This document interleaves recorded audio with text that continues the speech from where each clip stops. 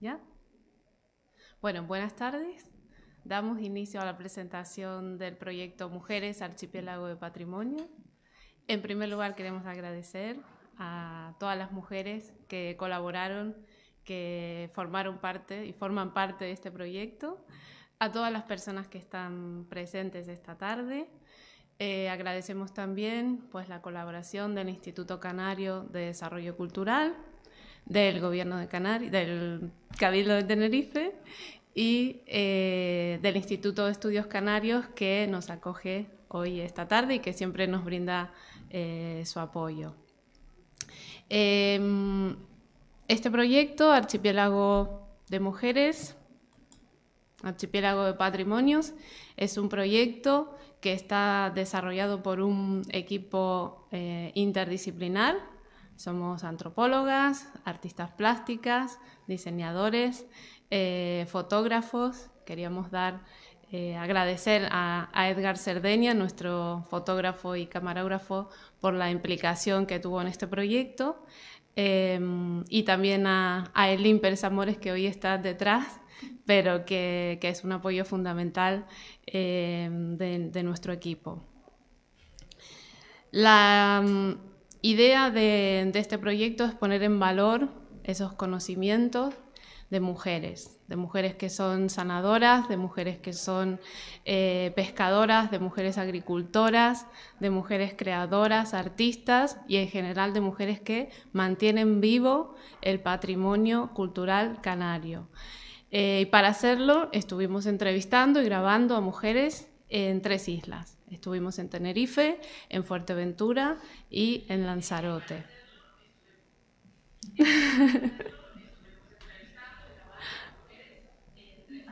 Bueno, cosas de la transmisión en directo, ¿no? Bueno, nuestra idea era dialogar un poco con esas imágenes construidas acerca de cómo son las mujeres que viven en ámbitos rurales, cómo son las mujeres que se dedican a actividades, entre comillas, tradicionales, ¿no? Partimos de esas representaciones de esas mujeres a lo largo de la historia para ponerlas a dialogar con nuevas imágenes, con nuevos discursos, con nuevas prácticas de mujeres que hoy en día siguen manteniendo vivas las tradiciones, pero al mismo tiempo creando, ¿no?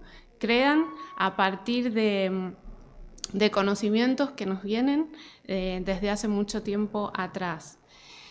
En este camino hemos encontrado una amplia variedad de discursos, de prácticas y de mujeres, que es lo que queremos presentarles esta tarde. Así que vamos a conocer a nuestra primera protagonista.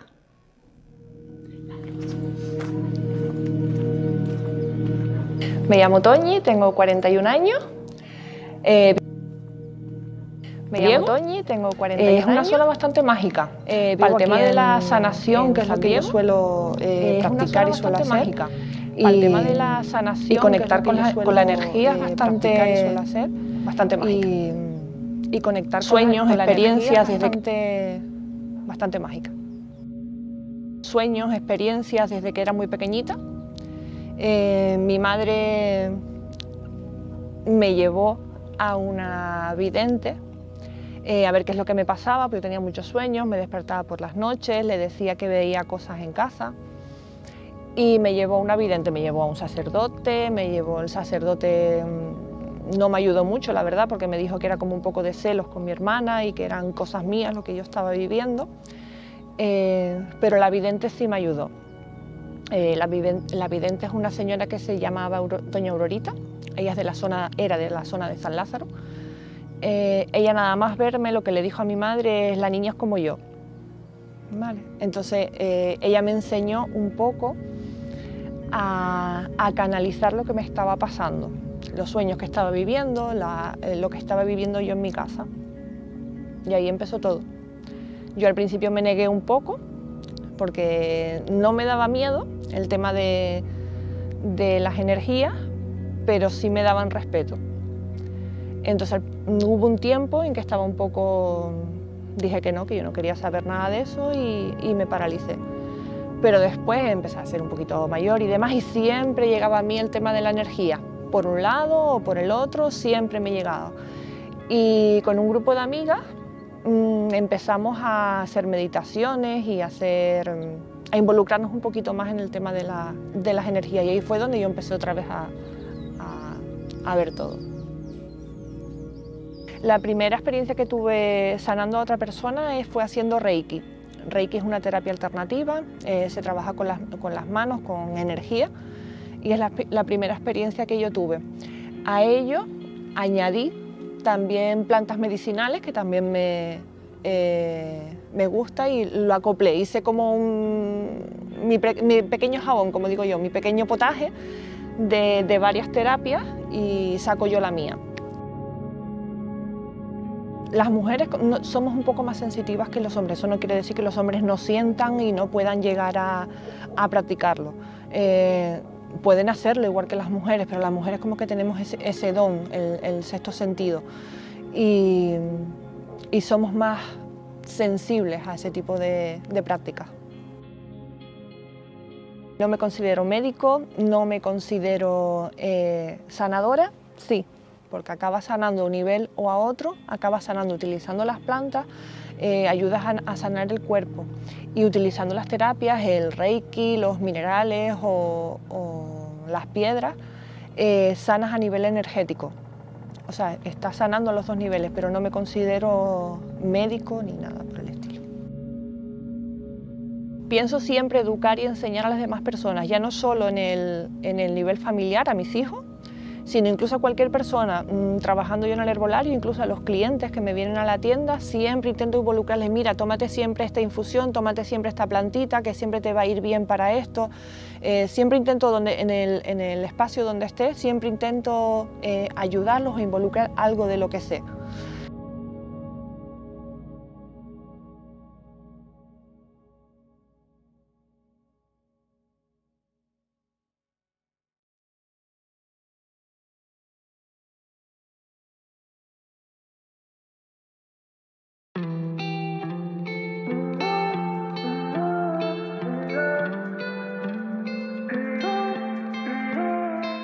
Mi nombre es Verónica Silva, soy artista multidisciplinar, especializada en textil, y vengo de Ecuador, aunque resido ya aquí en Fuerteventura hace 8 años.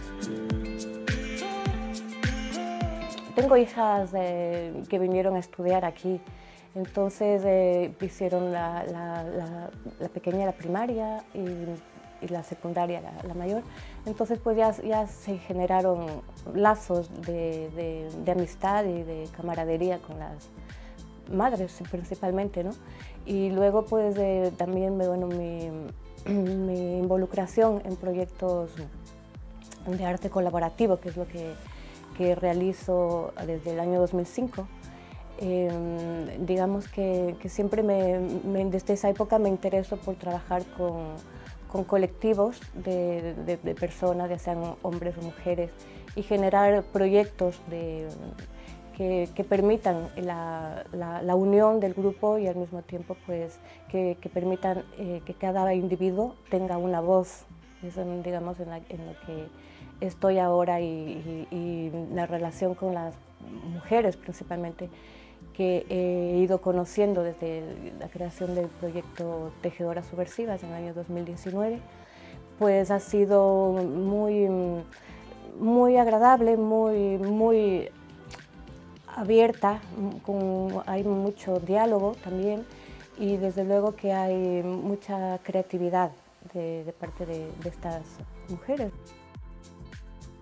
Yo creo que yo soy mujer rural, porque, digamos, aunque sí he vivido en ciudades grandes, como, bueno, estudié diseño de interiores en Madrid y viví ahí mucho tiempo, luego viví en Bélgica, donde trabajé como diseñadora de interiores y también para publicidad.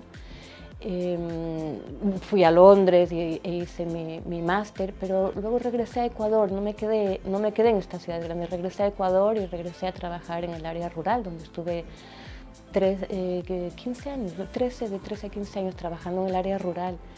Y cuando decidimos emigrar por situaciones más que nada de machismo, porque mis chicas son jóvenes y es muy androcéntrica la sociedad. Y esa fue la razón por la que emigramos. Pero claro, emigramos a una isla muy rural, entonces sí siento yo que me definiría como mujer rural.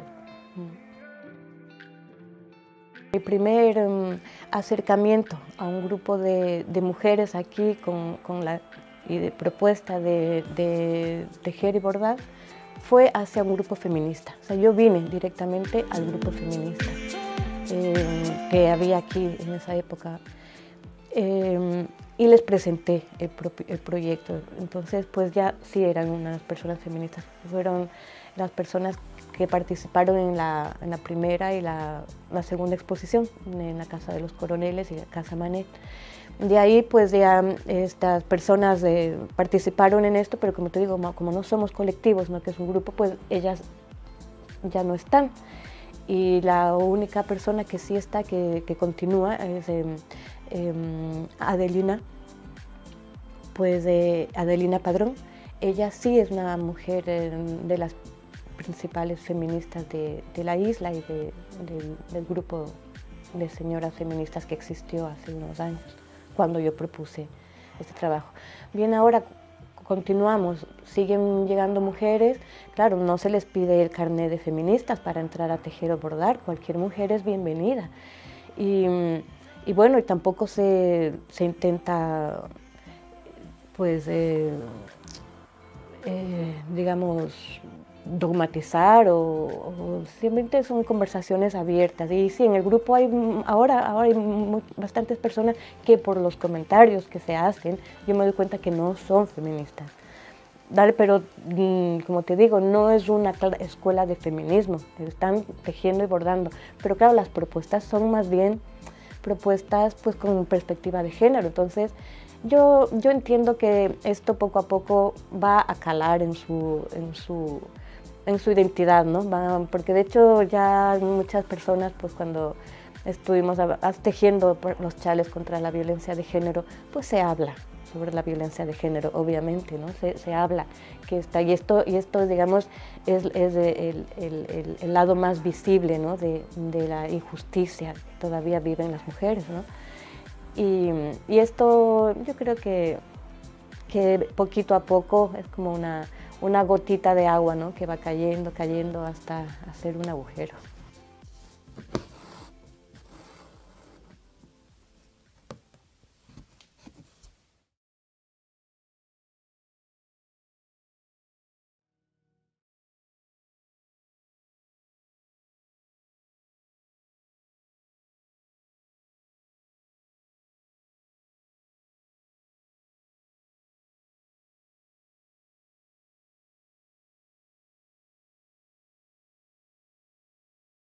Pero bueno, sí que estoy agradecida de la presencia de todos ustedes, no solamente los que nos acompañan ahora mismo en la presencialidad, sino por los que nos están siguiendo ahora mismo a través de internet, ¿no? A través tanto de Facebook como de YouTube. Bueno, las mujeres que estamos conociendo que hemos conocido este proyecto y que estamos conociendo ahora mismo a través de estos vídeos y con las que tendremos además la oportunidad de conversar en breve, al menos unas cuantas de ellas, pues rompen con algunos o con muchos de los estereotipos con el que se suele pensar a la mujer rural. Simplemente porque no solamente permanecen en la transmisión y el cuidado de todo ese patrimonio, sino que además también lo generan y lo presentan de una forma completamente novedosa en muchos casos, cambiando, transformando y transmitiendo a través de esos patrimonios, ¿no? Sin embargo, siempre nos queda esa pregunta de si es posible la existencia, si hay una forma específica de transmisión del conocimiento ligado a los cuidados y ligado además al ámbito de la mujer, ¿no? A esa forma de transmitir, de preservar, de crear y de generar conocimiento patrimonial.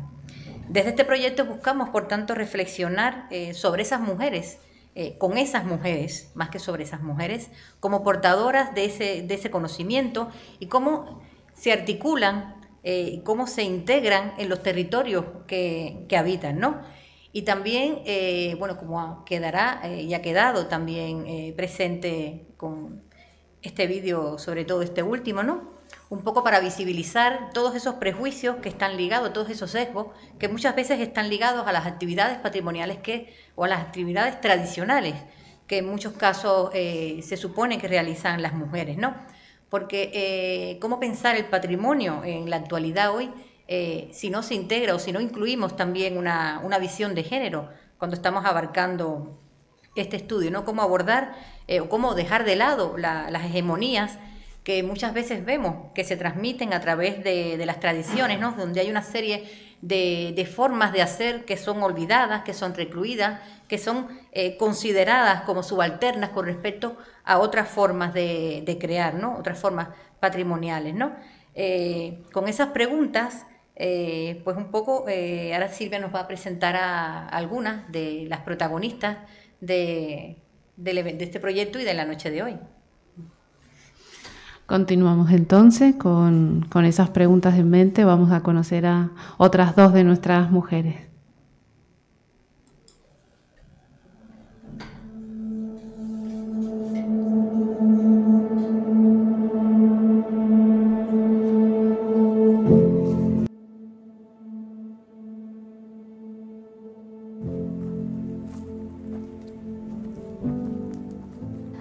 Pues mi nombre es Laura, aunque desde que llegué a la isla de Tenerife hace 11 años decidí darle la vuelta.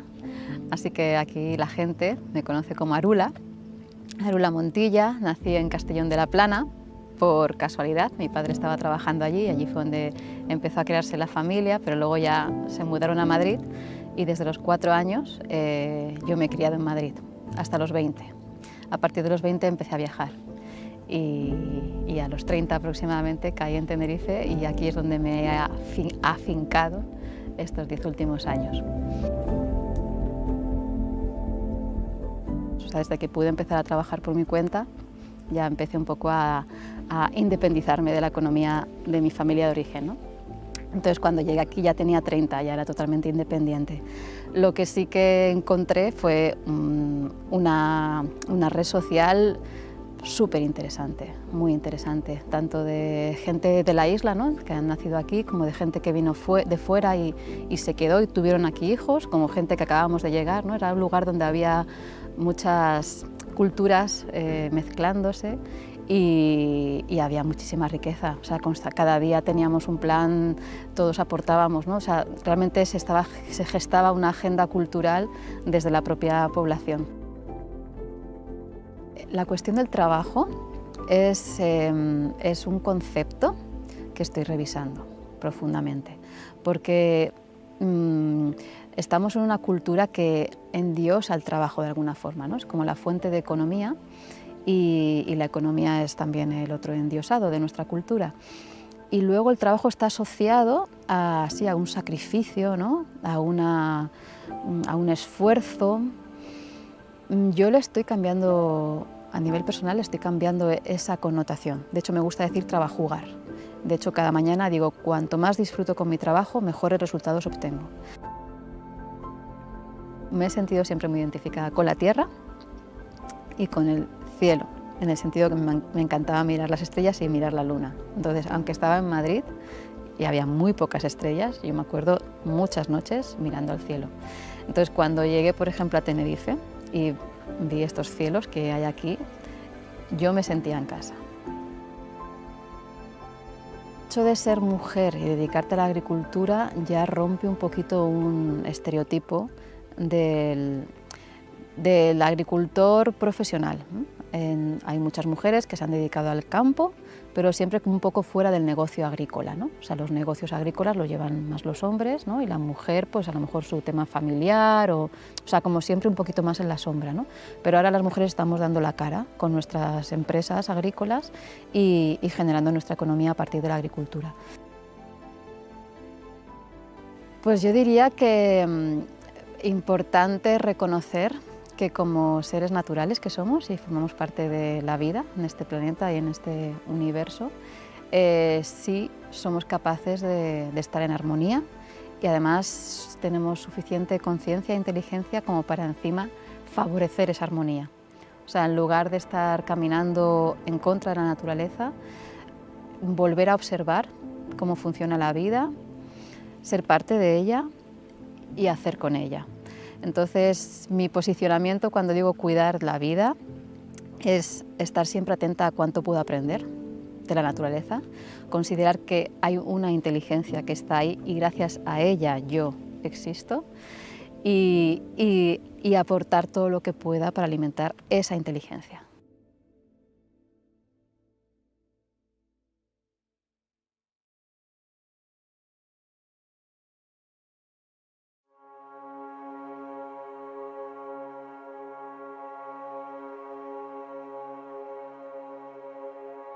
Yo soy Agael León Rodríguez, soy alfarera tradicional, tengo 56 años, llevo pues como unos 20 años dedicándome a la alfarería tradicional, los últimos 12 años más intensamente, y bueno, y este es mi alfar, donde estamos hoy. Como hobby, me gustaba mucho trabajar el tema del barro porque se podían crear cosas diferentes y podías crear lo que tú quisieras porque la tierra es algo que no tiene forma y tú le das la forma que tú quieres, ¿no? Entonces es algo muy que te deja expresar lo que deseas, ¿no? El interior lo expresas ahí. Hice un curso de monitor de tiempo libre y había un chico de La Palma que nos dio una parte de los módulos que dimos y era pues cosas así de artesanía tradicional y él era alfarero. Y entonces pues fue mi inicio con la alfarería. Me acuerdo que hice una tara, que yo ni era tara ni era nada, pero bueno. Pero me gustó mucho la experiencia y entonces pues seguí tocando un poco hacia el barro, ¿no? Después pues he estado en varios sitios, viendo con otros alfareros, Manolo, que escribió el libro de Greda, yo qué sé, Juan Brito, hijo, ¿vale? Porque el padre no tuve el honor de conocerle. Después viendo los trabajos de otros alfareros como Delfín en Gran Canaria y bueno, entonces pues, vas viendo ya cómo se desarrolla cómo se preparan las pastas bien y tal, y bueno, y vas investigando también tú. Tradicionalmente la alfarería la hacían las mujeres y estaba mal visto que la hicieran los hombres. Empezó Panchito en Gran Canaria, por lo que me han contado, fue el que empezó con la alfarería. Él empezó con la alfarería y como que lo miraba un poco un poco raro, pero bueno, pero el hombre continuó. Yo creo que a partir de este señor fue cuando ya los hombres se fueron incorporando a la alfarería tradicional. Hay gente que viene buscando piezas aborígenes, hay gente que viene buscando piezas tradicionales, que son las de después de la conquista, que están hechas con los mismos materiales, de las mismas técnicas que hacían los aborígenes. Y luego hay gente que me viene buscando mis piezas de creación, que quizás es más, pues yo me muevo mucho en las redes sociales y voy publicando, ¿no? Entonces la gente viene buscando esa pieza diferente y única. Mucha energía, mucho cariño, mucho amor, es que no sé cómo expresártelo. Son muchas cosas, muchas emociones impresas en las piezas, porque es tu otro mundo, ¿no? Tu otro mundo donde todo es tranquilidad, no hay este estrés que tenemos de todos los días. Entonces, yo pienso que cuando una persona se lleva una pieza de aquí, no solamente se está llevando una simple pieza de alfarería, sino que se está llevando un objeto de sanación, por así decirlo. Por lo menos a mí me ha servido de sanación, entonces pienso que a los demás también les tiene que servir, porque al fin y al cabo hay una carga energética. Yo ya lo he visto por el señor del péndulo y la chica que tal. Hay una carga energética ahí siempre. Más cuando trabajas con la tierra tiene vida. Estás trabajando con una materia que tiene vida, entonces no es un juego, es algo, no sé, que trasciende, que va más allá.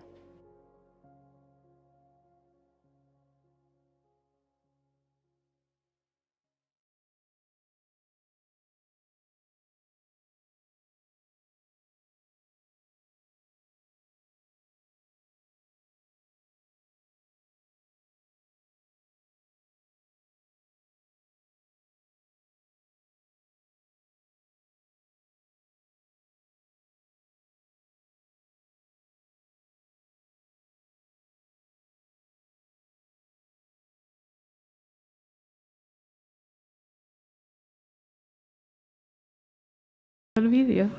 Sí. ¿Se vieron? Bueno, bien, bien. ¿Sí? Me salieron todas las arrugas, pero bueno. Ay, Dios mío. Bueno, estos vídeos son un pequeño resumen de una conversación muy extensa que tuvimos con cada una, ¿no? Volviendo un poco a lo que nos planteaba Gracie en su reflexión, lo que queríamos preguntarles ahora, ¿no? Teniendo eso en mente, es en base a su trayectoria y a su experiencia personal y a su trabajo, ¿qué pasa con lo femenino y el patrimonio, ¿no? ¿Hay una especificidad? ¿Cómo lo han visto, cómo lo han vivido, cómo lo viven cada día el hecho de ser mujer y dedicarse a lo que se dedican?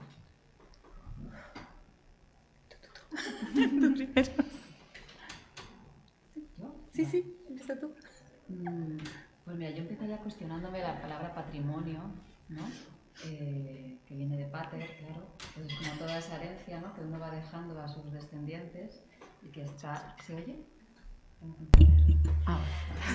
Pues ese patrimonio con esa raíz lingüística de pater y que tiene que ver con toda la descendencia que tú vas dejando a tus descendientes, ¿no? A toda tu familia y más allá, ¿no? A la sociedad y a la cultura, etcétera.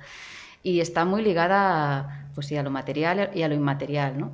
Y cuando me puse un poquito a investigar la palabra matrimonio, ¿no? Pensando que a lo mejor tenía algo parecido, pues no, el matrimonio simplemente es el compromiso. Pero claro, igual ese compromiso, entendido como algo limitante, pues no es tan agradable, ¿no? Pero si es un compromiso con una misma, o un compromiso con la sociedad, o un compromiso con lo que haces, pues sí puede ser una acción, una actitud que te permite dejar un patrimonio, ¿no? Y estar más ligada a lo que se entiende por patrimonio. Yo, como mujer, estudié una ingeniería, con lo cual tenía mayoría de varones alrededor, y también por mi sensibilidad ambiental y social, porque estudié ingeniería con finalidades más ambientales y sociales, pues sí que muchas veces me decían que me había equivocado de carrera, que tenía que irme a estudiar ambientales o sociología o otra cosa, ¿no? Pero yo entendía la ingeniería civil como una manera de ordenar el territorio y de pues, hacer conexiones, ¿no? Carreteras, puertos, todo, diseñar jardines, urbanismo, ¿no? Y todo eso tiene que ver con la sociedad y con el medio ambiente. Entonces ya creo que como profesional sí que he visto esas características que están más atribuidas a la parte pues más con la parte más femenina, ¿no? Que tenemos todos, pues del cuidado de la naturaleza, más sensibilidad, más capacidad de ver el grupo, ese tipo de cuestiones, pues sí que están siempre un poquito desfavorecidas en las carreras más técnicas. Pero bueno, yo creo que cada vez se está equilibrando más la cuestión. Y dentro de mi profesión pues siento que cada vez hay más necesidad de un entendimiento de la ingeniería, por ejemplo, o del trabajo con la tierra en la permacultura, pues que tenga más equilibrio, ¿no? Entre lo masculino y lo femenino. Muy bien. ¿Agael? A ver, yo desde el punto de vista de patrimonio cultural, porque como lo mío es la alfarería, es un patrimonio cultural que tenemos aquí en Canarias muy importante, porque tenemos una alfarería tradicional que se remonta a la época más primitiva del hombre, es decir, la forma de hacer ese trabajo es una forma muy primitiva, es con churros, lo saben, que es sin torno. Entonces yo me siento en la responsabilidad con la información que tengo de conservarla y transmitirla a las futuras generaciones. Es decir, que ese legado quede, que no desaparezca. Ahora mismo es una de las actividades que está en peligro de extinción en Canarias, entonces me siento en la obligación. Y después, por otro lado, a lo mejor soy egoísta, ¿no? Lo quiero decir, pero yo considero la tierra como una mujer, como algo femenino, como algo dador de vida. Entonces yo como mujer me identifico muchísimo con la tierra, es decir, me siento cómoda. Y ese es el mensaje que a mí me gusta transmitir. La tierra es mujer y la mujer es en este momento, a través de la tierra, a través de la alfarería, es un patrimonio que tenemos que transmitir. que tenemos que conservar y tenemos que seguir creando. No sé si he dado respuesta a lo que... Sí, sí, por supuesto que sí. En antropología solemos hablar de patrimonio desde una perspectiva bastante amplia, ¿no? El patrimonio, como bien dijeron, tiene que ver con la memoria y tiene que ver con conocimientos. En el caso de las mujeres, ese conocimiento suele estar más invisibilizado. Entonces, hablamos de conocimientos y generalmente los asociamos a figuras masculinas, y las figuras femeninas suelen quedar más bien relegadas a un ámbito de la artesanía, ¿no? Del cuidado, pero sin valorar ese cuidado. Entonces, la idea de poner en valor esos conocimientos es la idea que nos ha guiado durante la realización de este proyecto, y ponerlo en valor como conocimientos, ¿no? No son saberes menores que otros saberes, ¿no? Otra de las cuestiones que aparecen cuando las escuchamos a todas es esa dimensión que tiene que ver con el trabajo, ¿no? Arura nos contaba algo muy, muy interesante de una nueva perspectiva, una nueva forma de acercarse al trabajo, y por otra parte Gael también tiene su propia relación, ¿no? Con el trabajo, con las instituciones. Arura, ¿nos quieres comentar un poquito cómo es esa perspectiva del trabajo que tienes? Bueno, pero esto es una autoexperimentación, ¿no? Pues yo he estado 10 años sin trabajar, voluntariamente. O sea, decidí parar de trabajar y ver qué otra cosa, qué era lo que realmente necesitaba, ¿no? ¿Por qué estábamos en esta inercia de trabajar? Entonces, claro, hice un ejercicio de crecer, que ya en teoría lo conocía, pero en la práctica no me había dado la oportunidad. Y entonces, en ese tiempo de realmente no estar, o sea, poder independizarme un poco de todo el sistema económico global, pues descubrí otras cosas, y ahora que decidí volver, ¿no? Y emprender mi empresa, pues me estaba dando cuenta que estaba volviendo a la dinámica anterior de cuando trabajaba, que es como una inercia natural porque los gastos y la vida diaria pues nos empuja a esto. Y entonces he estado haciendo una propia revisión de dónde están los límites, de cuánto realmente necesitamos y sobre todo desde qué actitud trabajamos, y también ver cuál es la forma en que realmente la cosa funciona mejor, y permitirme más jugar. A lo mejor en otras disciplinas artísticas así, como que está más conectado, ¿no? El trabajo con, pues a lo mejor con el disfrute, pero la parte técnica, ¿no? Cuando trabajas con la tierra o con proyectos, con la administración, es como todo parece complejo, muy difícil. El que es más serio es el más profesional. Si te diviertes parece que no estás trabajando, ¿no? Y entonces decidí jugar y decirlo oficialmente. Yo cuanto más disfruto, mejores resultados obtengo. Y entonces, pues un poco en la finca, esta es la filosofía, y en mi empresa también lo que he estado viendo es cómo cuidar bien a mí y a las personas con las que colaboro, y cómo disfrutar cada día más de lo que hacemos y saber poner límites, cuánto realmente necesitamos y cuánto no necesitamos. No sé si eso responde un poco, pero es un poco recuestionarnos toda esta cultura del estrés laboral y del tener un proyecto y estar pensando en el siguiente y no disfrutar del que tienes, ¿no? Tiene un poco que ver con dejar de cuidar, ¿no? Estás un poco más enfocada en el resultado que en el proceso. Y ahí es donde he dicho, no quiero entrar en esa dinámica, a mí me importa el proceso. Los resultados ya irán llegando, ¿no? Bueno, yo, como ya les comenté a Silvia, me dediqué plenamente a la alfarería plenamente hace 13 años que me quedé en paro, y entonces pues ya me dediqué plenamente a la alfarería. Hay muchos recursos con el tema alfarero, pero tienes que innovar y tienes que ir un poco más allá, es decir, utilizando los métodos tradicionales para no perderlos, pero he tenido que ir más allá para poder comercializar mis productos, para que me pueda dar algo para poder vivir. No se puede vivir de la artesanía, lo tengo clarísimo, Si no fuera porque mi compañero también aporta dinero en casa, no se podría vivir de esto. Siempre estoy creando proyectos nuevos y mostrando cosas diferentes. Eso quizás me aporta un poco más a nivel económico con el tema con lo que yo hago, pero no es algo que... Por eso quizás haya poca gente en la alfarería o en las cosas tradicionales, como son la artesanía, porque no te aporta un medio de vida. Es decir, no, tú al final de mes no dices tengo este dinero y tengo para comer.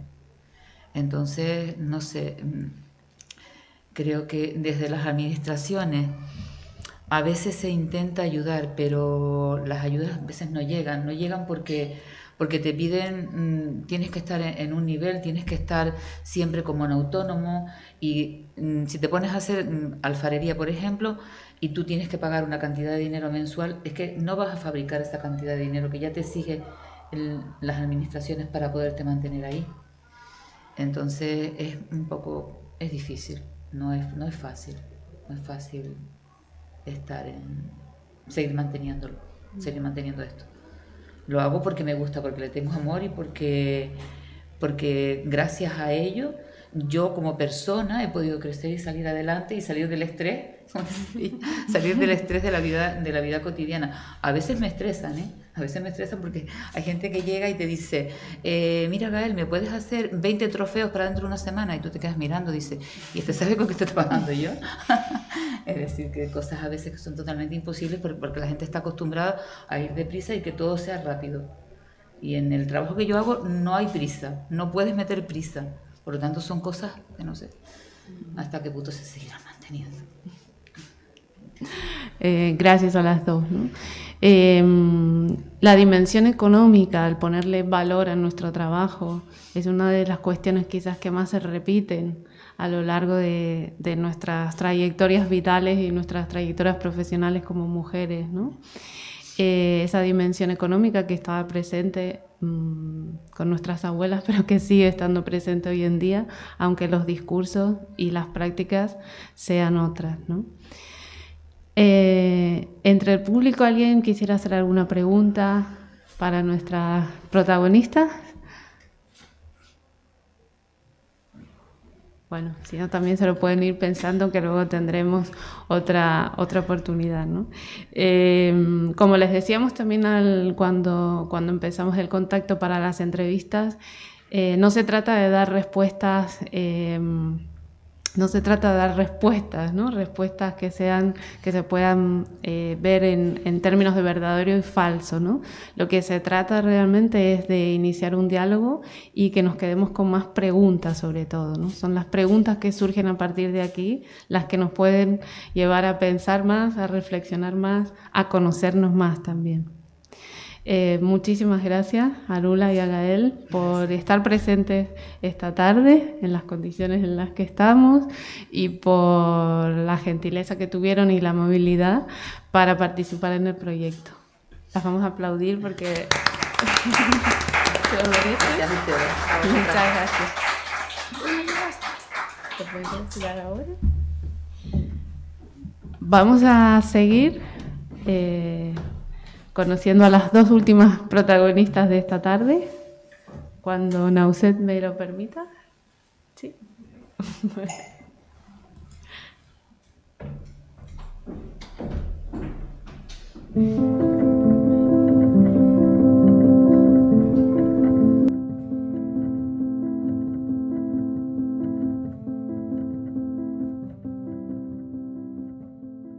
Mi nombre es Estefanía González. Y bueno, mi formación ha sido como licencia de Educación Física y máster en Gestión, pero sin embargo mi realidad es otra, ¿no? Mi realidad realmente es detectar necesidades, presentar proyectos y poner en valor nuestra isla. Ahora mismo centrada en el tema de la roseta, pero para mí es cualquier inquietud que me apasione y me haga aportar. Nací en Lanzarote. De hecho toda mi generación es de Lanzarote, toda mi familia, abuelos, padres y demás, o sea, no hay ninguna inserción externa, todos conejeros.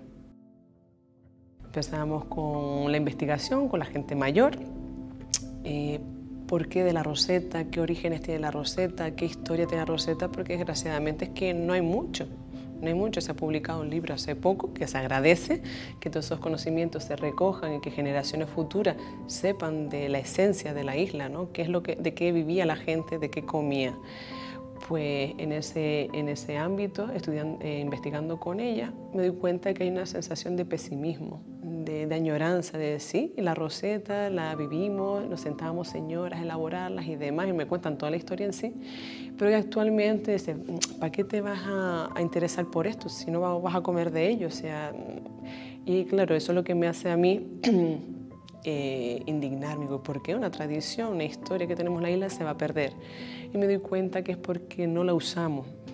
Entonces ahí es cuando empiezo a analizar la técnica, urdido, surcido, cierre, simplificarla. En vez de la roseta que se hace en un soporte pequeño, cojín, y la parte de arriba que se llama pique, de 48 alfileres, a un soporte más amplio, más grande, pero partiendo siempre de la misma técnica. Y eso, que sea más grande, pues da pie a que luzca más, sea más atractiva y más fácil de enseñar. Si hay jovencitos, jovencitas que me escuchen ahora, pregúntenle muchas cosas a los abuelos, ¿vale? Porque ahora es cuando me darían ganas de, ay, por favor, ¿cómo reviviría yo a mis abuelos? Los sentaría a mi lado e intentaría adquirir todos estos conocimientos, pero quizás es en otro momento de tu vida cuando te interesa esa parte, ¿no? Que desgraciadamente después no están. Pues bueno, me dedico a detectar señoras que desarrollan la roseta y ¿qué hago? Empiezo a adquirir todos esos conocimientos y para mí no es que cada una lo haga mejor o peor, sino simplemente cuál es la fórmula que quede más armónico y más fácil de enseñar. También es verdad que a veces pasa, no, como, no, esto es así porque es, digo, ¿no? ¿Y si eres zurda? Vamos a simplificárselo también a los zurdos, porque a veces antes te enseñaban así y así era, y ya está. No, mi abuela me lo enseñó y yo no, yo estoy todo el día con el tema del por qué. Realmente lo que busco es que cada pieza sea única, que tenga su historia detrás, y es única porque generalmente no me rijo por nada, sino en el sentir de ese momento, ¿eh? Me apetece hacerla blanca, azul, el color, el soporte. Y luego lo que sí intento buscar que tenga bastante valor, ¿no? Por ejemplo, esta pieza que tenemos aquí no es un aro que yo compro, es un material que se reutiliza. En este caso son lo que serían las llantas de la bicicleta, cómo acondicionarla, quitarle los radios y demás para poner ese uso. Después lo que tenemos en el centro es la roseta, la técnica de la roseta, como la conocemos tradicionalmente en el soporte tradicional, urdido, el surcido, el cierre, y que el dibujo va en relación, pues bueno, a la creatividad, ¿vale? Pero siempre partiendo de la misma técnica.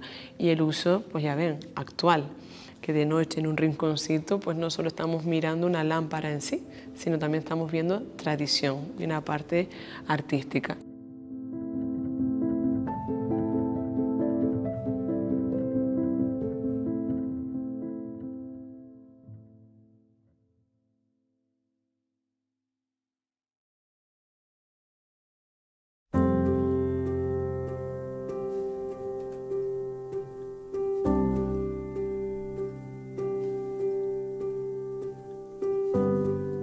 Soy Natalia Díaz Luis, tengo 30 años y nací en Ico de los Vinos. Y bueno, pues estudié biología y ahora me dedico a la apicultura, a la conservación de la biodiversidad, a la agricultura, a conectar todas estas partes, todos estos conceptos. Y bueno, y soy una alpispa, ¿no? Estoy así siempre haciendo muchas cosas e intentando inventar y demás.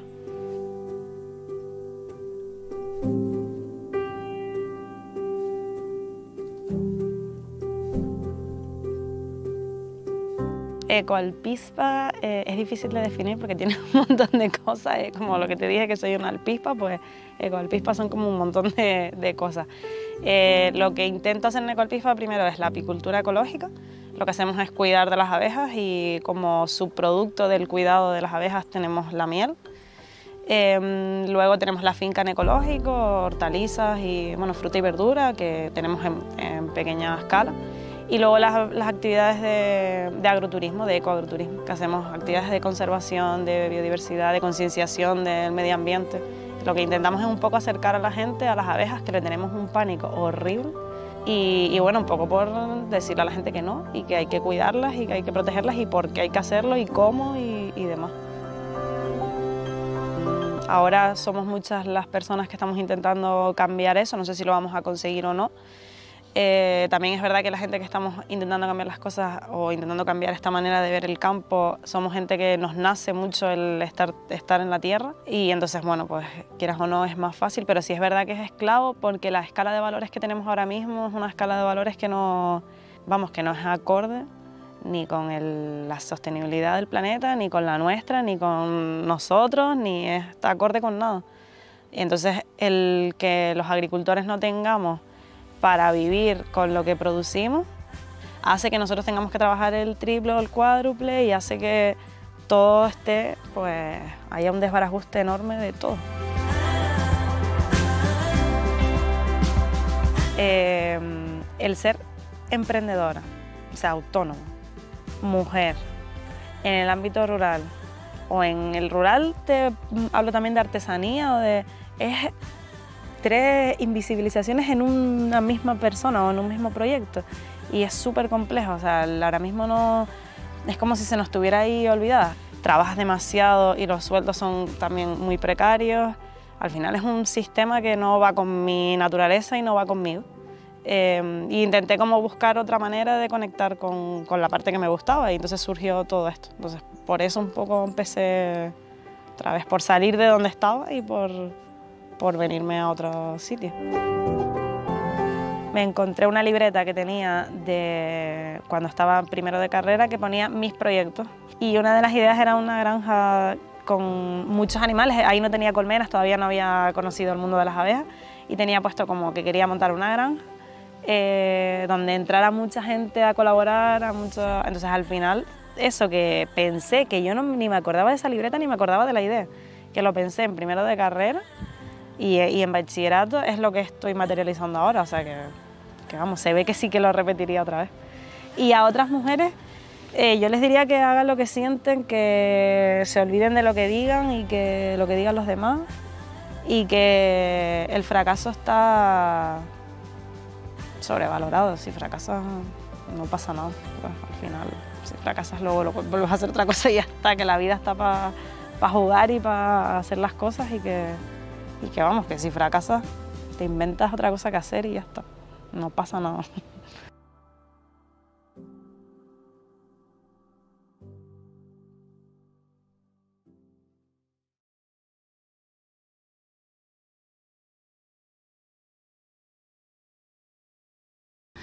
Y a Beatriz, y yo le cedo el lugar a Grecia también.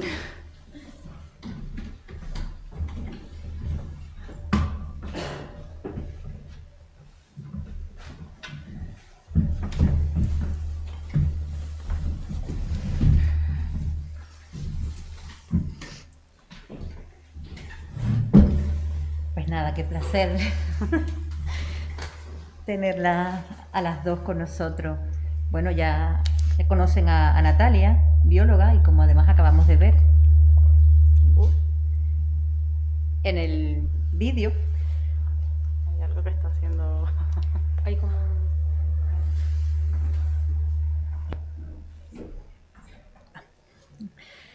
Pues también es la creadora, la generadora del proyecto Ecoalpispa, y también nos acompaña Beatriz Bello, una socióloga y también mediadora de procesos de creación y de ciudadanía.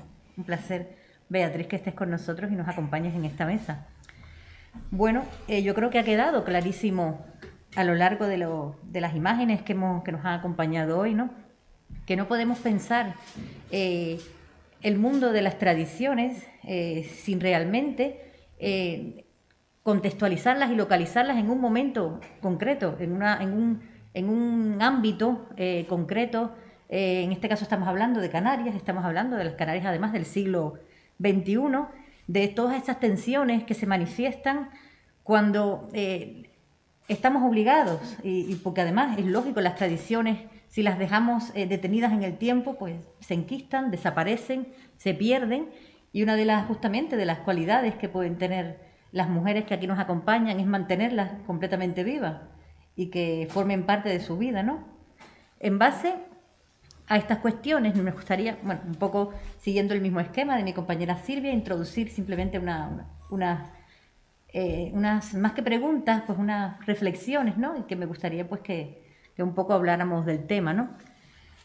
Por ejemplo, en esa tensión, o ustedes igual lo consideran que exista, ¿no? Esa tensión entre el cuidado, las mujeres como guardianas y las mujeres a la vez como creadoras de tradiciones. ¿Cómo ven esa tensión? Bueno, gracias por la invitación primero. Yo soy socióloga y, como decía, trabajo haciendo como intercambios o relacionando a colectivos de ciudadanía con artistas. Entonces, muchas veces trabajo más desde la creación contemporánea que desde la tradición, con lo cual me llama mucho la atención y me resulta muy interesante este proyecto. Y cuando Silvia me comentó lo que estaban trabajando, el tema de mujeres y patrimonio y conservación de las tradiciones y de la memoria, como socióloga a lo mejor, o por mi parte de haber vivido en Latinoamérica, me acordé pues, de las mujeres de la Plaza de Mayo, de las mujeres del desierto de Atacama, que curiosamente muchas veces el tema de la memoria histórica y de estar también conservando la historia y de la historia, en este caso de los desaparecidos por cuestiones políticas, está liderada y está casi copada por mujeres, lo cual es bastante significativo que hayan sido las mujeres las que toman el espacio público o las que toman los espacios para recuperar, en este caso, pues la memoria de todas las personas desaparecidas por motivos políticos, ¿no? Creo que es una cosa bastante significativa que tiene que ver con esta no sé si capacidad o manera de estar en la vida en la que nos ocupamos las mujeres de preservar la historia, ¿no? Y es curioso el tema de la memoria histórica y la presencia de la mujer. A mí como socióloga me resulta interesante. Luego también el tema, cuando estaba escuchando los vídeos, también pensaba en el tema de los tipos de conocimiento, ¿no? Desde mi trabajo, que trabajo sobre todo en proyectos de creación contemporánea con artistas de ciudadanía, hay mucho saber que tiene que ver con lo intelectual y a veces lamentablemente parece que hay conocimientos que tuvieran como más valía que otros, ¿no? Y que por lo tanto se privilegian en los museos, se privilegian en los lugares donde además se conservan los conocimientos, con lo cual si luego pues estos otros conocimientos no están en los museos y no están en los centros que conservan y que difunden y que muestran, quedan totalmente fuera del sistema y se olvidan, ¿no? Y al final todos somos al final también archivos vivos, pero si solo se conserva un tipo de archivo, solo vamos a tener unos modelos de narraciones que tienen que ver con lo patriarcal, que tienen que ver con ese pensamiento también colonizador, etcétera, y todo lo que está fuera de ahí, que no es patriarcal, que no tiene que ver con lo colonizador, pues se queda en el olvido, ¿no? Entonces me parece como súper bonito que hayan hecho, que estén trabajando en el archivo vivo de mujeres que trabajan con las tradiciones, porque es precisamente lo que también han hablado las mujeres de los conocimientos más invisibilizados, más precarizados económicamente y menos puestos en valor por esta cosa de los conocimientos que valen del tipo intelectual y los que parece que valen menos porque no están en esos círculos de saberes privilegiados, ¿no? O sea, igual me he ido bastante por las ramas, pero... Gracias, Beatriz. Natalia.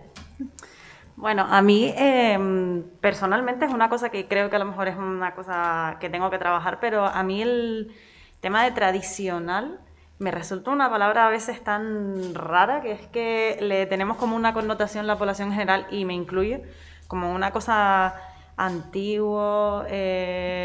Cuando hablamos, en mi caso, de agricultura o de apicultura, cuando te dicen que lo haces de manera tradicional, es que lo haces de una manera que ya no sirve o que ya no...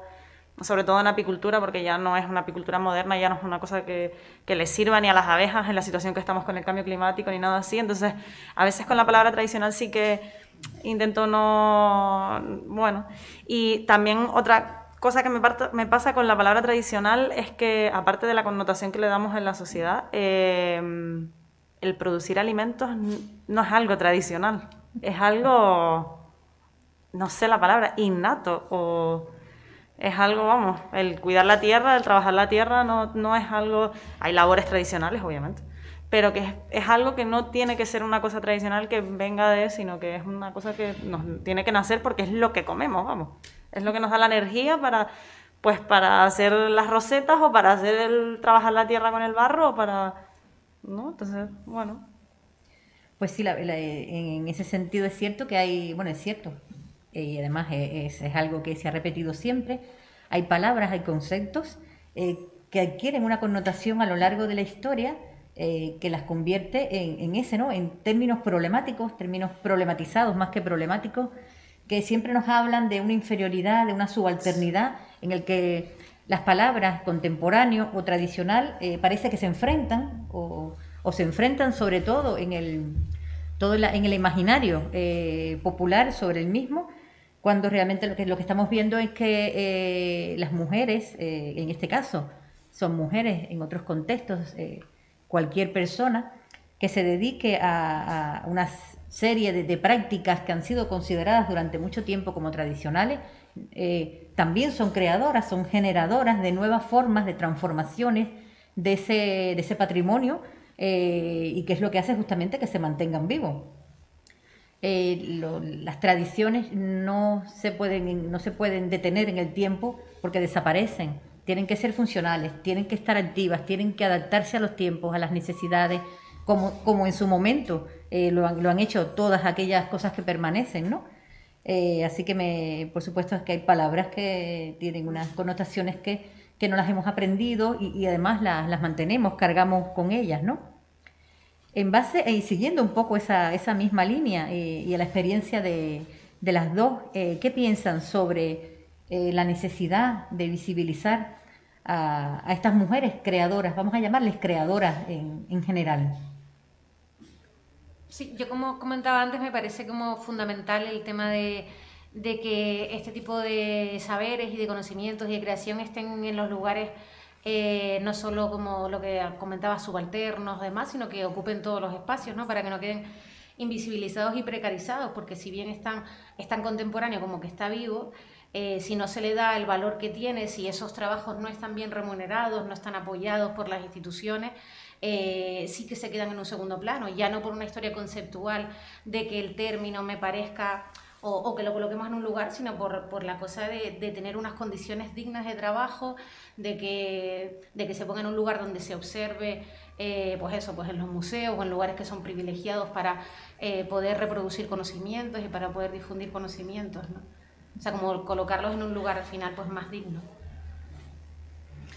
Sí, yo creo que estos foros, ¿no? Y esto visibilizar a la mujer y vamos, yo cada vez que me llaman me apunto, me encanta porque estoy en contacto, ¿sabes? Me encanta, pero sí es verdad que tengo también otra puntualización que a lo mejor puede parecer un poco, pero es que me parece que estamos desfasados ya. O sea, las mujeres necesitamos más que se nos visibilice y más que se nos ponga en todas las televisiones y más, o sea, necesitamos medidas reales y auténticas y creativas y cosas nuevas. O sea, no puede ser que por el día de la violencia machista pinten unas letras en un paso de cebra. O sea, hola, eso ya está obsoleto. O sea, el dinero de alguien pintando eso y el dinero de la pintura se lo podrían haber gastado en otra cosa. O sea, esas cosas sí hay que visibilizarlo, pero creo que nos hemos estancado ahí.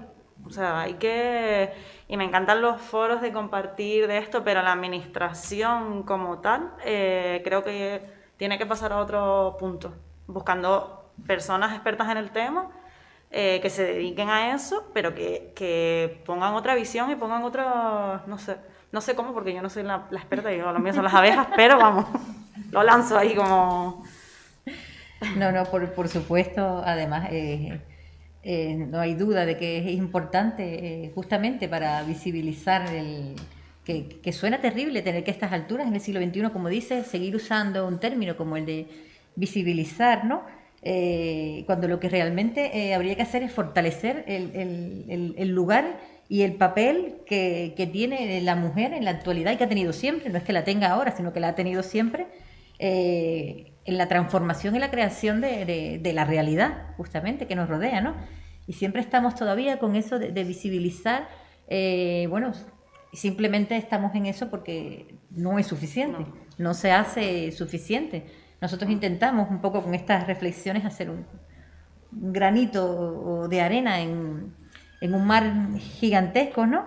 Un poco para trasladar esa actualidad que tienen muchas de las prácticas que han sido y siguen siendo en muchos casos consideradas como subalternas, ¿no? Simple y llanamente porque han sido desarrollados durante mucho tiempo o han sido sobre todo desarrolladas durante mucho tiempo por mujeres. Yo creo que eso es importante, ¿no?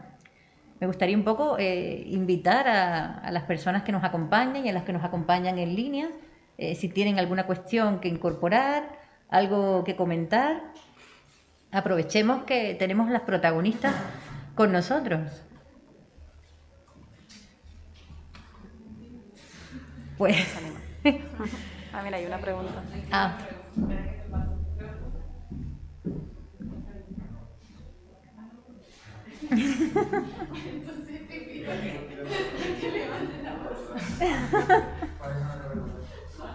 ¿Todo bien, no?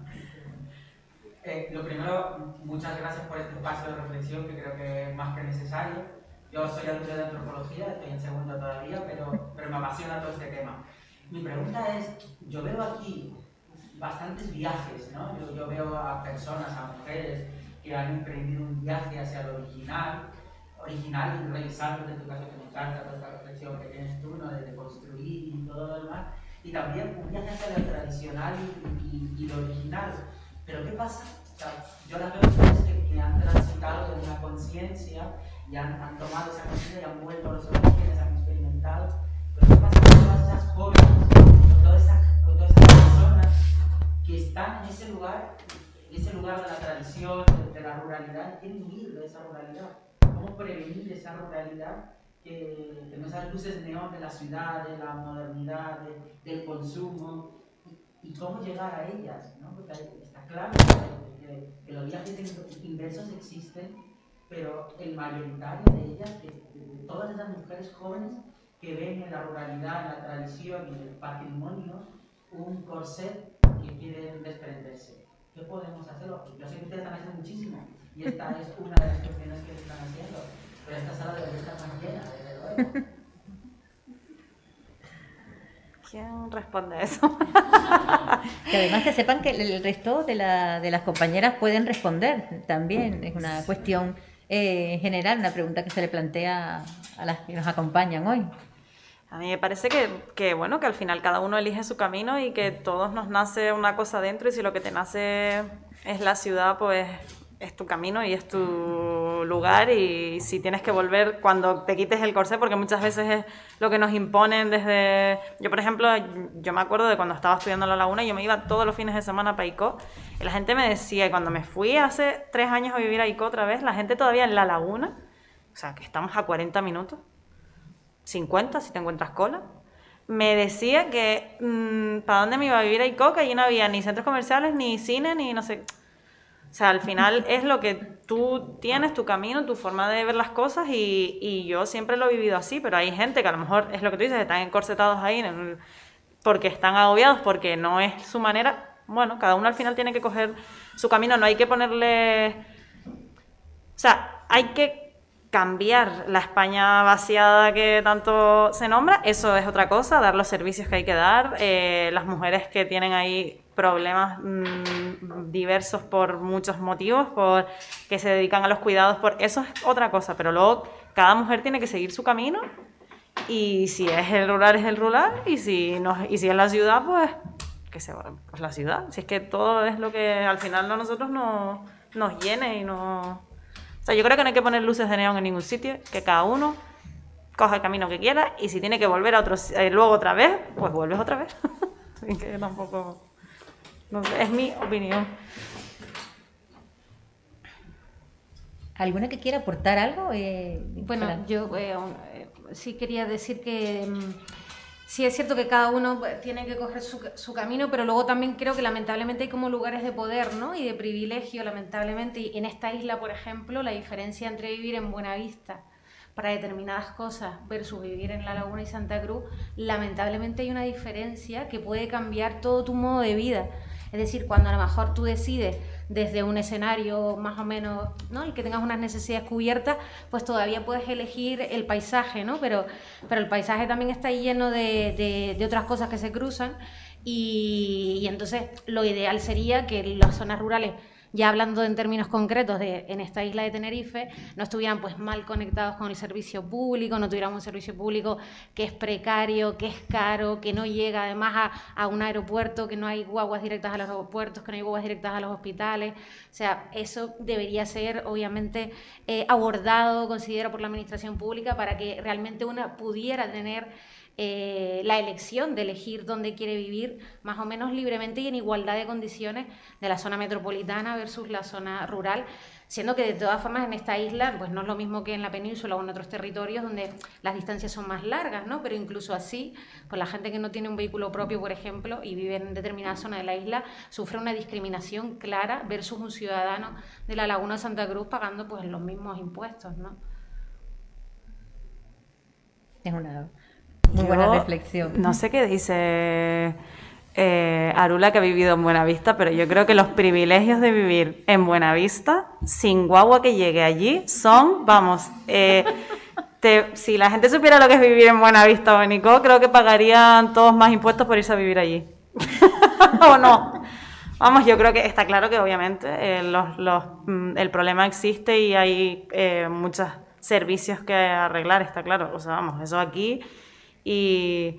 pero que al final es una visión que tenemos del mundo rural, o sea, del mundo rural, hablando de Tenerife, claro. Si te vas a hablar de Teruel, de un pueblo ahí perdido de la mano de Dios, que no tiene ni médico, que te pasa algo y no tienes... Estamos hablando, pero claro, Buenavista no es eso. Arula, si quieres acompañarnos, ven. No, acompáñanos aquí. Sí, cómo no. Sí, por supuesto. Aprovecha la oportunidad. Aprovecha.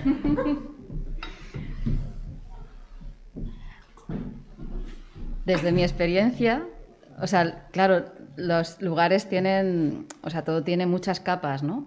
Intentamos analizar pues la capa de la economía, la capa de, ¿no? O sea, como que cada lugar tiene sus pros y sus contras, sus ventajas y sus inconvenientes. Lo que sí es verdad que, igual encauzándolo un poco en lo que estamos aquí hablando, qué cosas se han sobrevalorado y qué cosas se han menospreciado. Entonces yo sí creo que nuestra cultura ha sobrevalorado lo urbano, ha sobrevalorado los valores materiales, mucho lo artificial, la tecnología, ¿no? O sea, todo esto se ha sobrevalorado y se ha dejado de lado pues la parte rural, todo el ritmo tranquilo, las cuestiones más naturales, ¿no? Otros ritmos, otro ocio también, otro ritmo de consumo. La ciudad se consume a una velocidad y en lo rural lo primero que te pasa es que necesitas menos, generalmente. Es más barato vivir también, pero tienes menos cosas a las que acceder, ¿no? Entonces, yo creo que lo interesante sería cuestionarnos por qué se ha desvalorado esto y por qué se ha sobreestimado tanto esto, ¿no?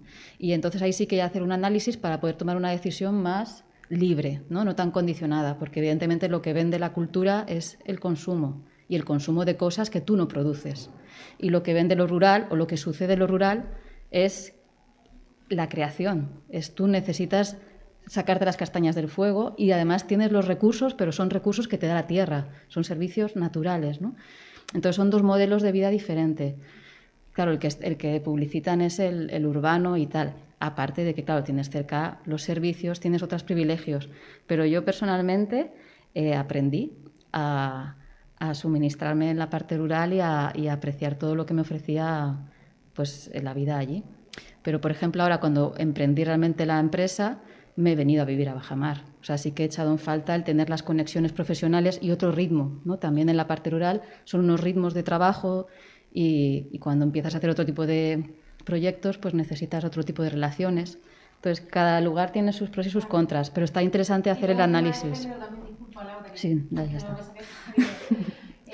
En la última de género, que nosotros somos mujeres que tenemos una edad que a lo mejor también tenemos coche, que a lo mejor... Pero hay otras cosas que atraviesan el género de otras perspectivas. Es decir, no es lo mismo ser una mujer de 35, 40, 45 con coche y con una carrera universitaria, que creo que más o menos seríamos ese perfil, a una mujer de 65 años con una familia numerosa, sin carnet. Claro, vivir en lo rural o vivir en lo urbano, lamentablemente, hablando de eso, del territorio de la isla de Tenerife, te deja en un lugar de, de subalternidad o de privilegio. O sea, ahí se cruzan también un montón de cosas que que lamentablemente pues te pueden perjudicar si estás en una determinada zona. No por el paisaje o no por esas cosas, pero sí por lo que tiene que ver con poder cubrir unas necesidades siendo un tipo de perfil de persona, estando en un determinado territorio, ¿no? Que también hay que hacer esa lectura, ¿no? Claro, y luego, desde luego, siempre estés donde estés, te toca renunciar a algo a cambio de otras cosas, pero sí que ahí es donde el desarrollo, ¿no? Pues la cultura que tenemos es la que tiene que aportar a que esa renuncia sea una renuncia sensata. No, por vivir en lo rural no tienes por qué renunciar a un servicio, por ejemplo, sanitario, ¿no? Entonces ahí es donde sí que entra la equidad que nos tiene que suministrar pues todos los impuestos que pagamos, ¿no? Pero hay una renuncia que sí puede ser voluntaria, ¿no? Yo puedo renunciar a estar cerca del teatro, por ejemplo, y renuncié, pero no tengo por qué renunciar a lo mejor a tener un salario o tener que poder mantenerme de mi propia profesión, esté donde esté, ¿no? Arael, si quieres aportar algo. Yo, a ver, desde la labor que yo hago, si estuviera en un sitio, por ejemplo, como Santa Cruz, La Laguna, seguro que tendría muchísima más salida, muchísima más, como vieron en el vídeo, había gente que está yendo a clase conmigo y habría muchísima más gente. ¿Qué pasa? Que yo vivo pues en el subprofundo, en el Escogonal, al lado de Fania. Entonces, claro, ahí le cuesta muchísimo a la gente. Me llama mucha gente de La Laguna, de La Orotava, me llama mucha gente que quiere participar en los talleres, pero claro, le queda tan lejos que no va. Entonces, pero dices, bueno, si vivo en Santa Cruz Laguna, sitios más que se mueve más la gente, pues a lo mejor la gente viene más.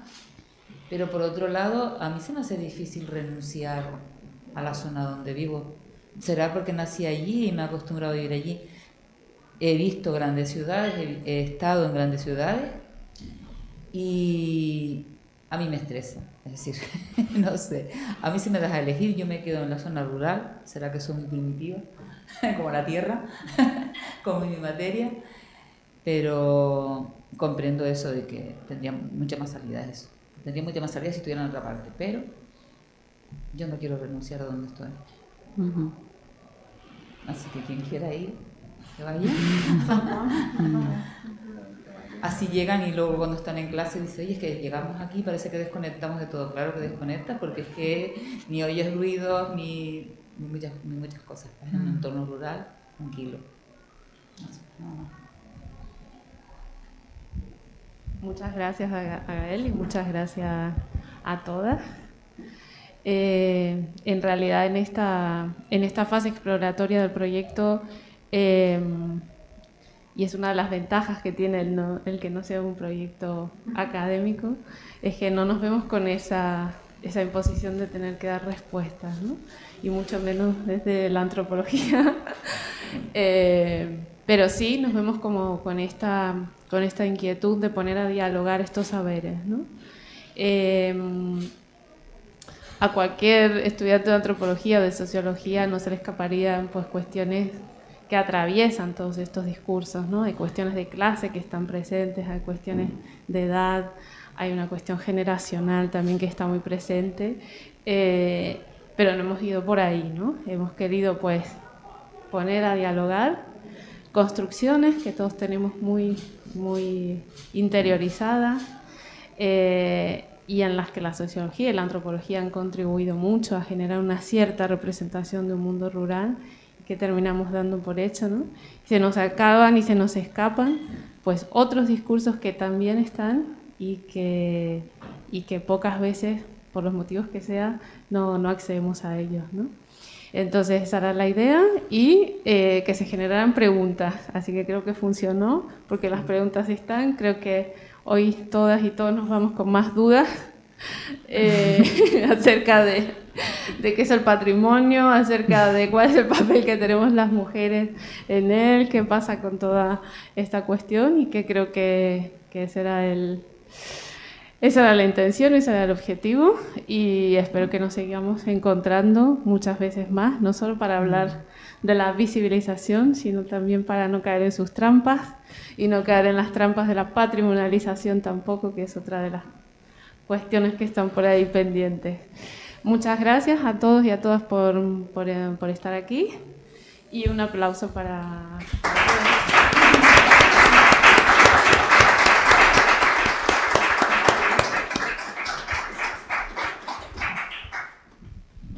Gracias.